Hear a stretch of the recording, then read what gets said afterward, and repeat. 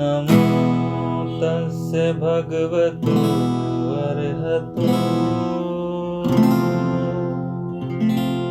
सम्मा सम्बुद्धस्य। बौद्ध धर्म का प्रचार इसलिए ज़्यादा हुआ था कि वहाँ कुलीन वर्ग के लोग, जो समझदार लोग थे, जो पढ़े लिखे लोग थे, जो समझ रहे थे, जो सुविधा संपन्न लोग थे, उन्होंने उनके मार्ग का अनुसरण किया। नमो तस्य भगवतो अरहतो सम्मा सम्बुद्धस्य।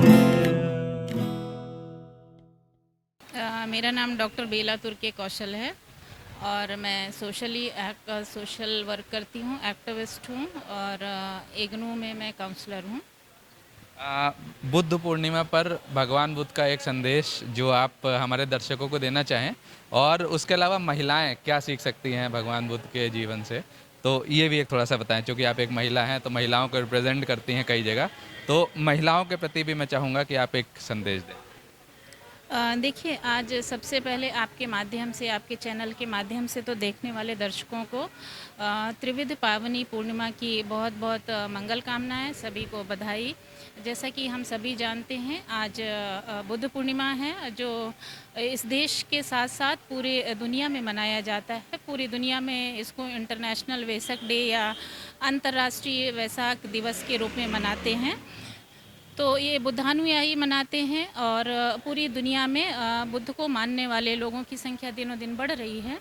तो आज के पावन दिवस पे मैं सबसे पहले जो महाकारुणिक तथागत सम्यक संबुद्ध ने, जब उनको ज्ञान की प्राप्ति हुई थी तो उन्होंने एक अपनी गाथा कही थी, उसके माध्यम से वो शुरुआत कही थी, वो मैं आपको पढ़ के सुनाना चाहूँगी।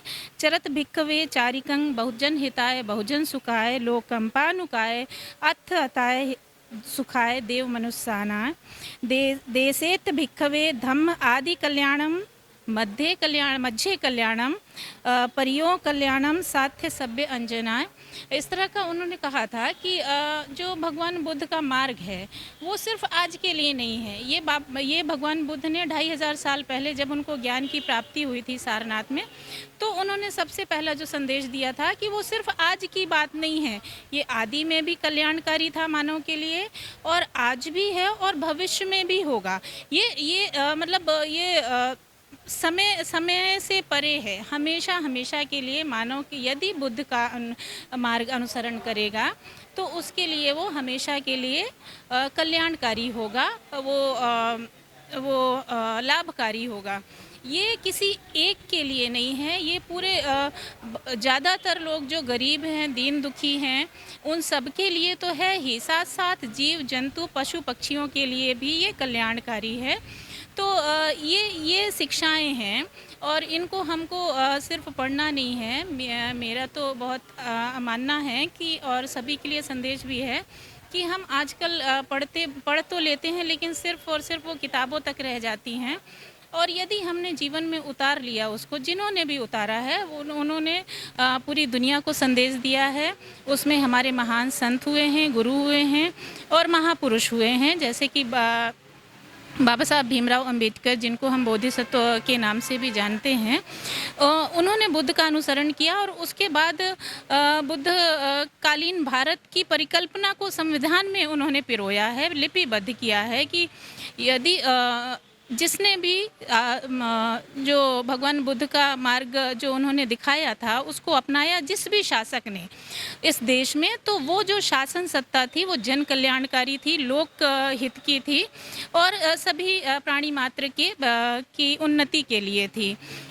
साथ साथ हम देखते हैं कि महिलाओं की स्थिति तो यहाँ पर खासकर हमारे देश में निम्नतम से भी नीची रखी गई है, जानबूझ के उनको पिछड़ा गया है। महिलाओं को सिर्फ और सिर्फ एक शरीर के रूप में देखा गया है और उनको उनकी जो प्रगति है उसको एक दायरे में बांध दिया गया है, घर की चार दीवारी में बांध दिया गया था।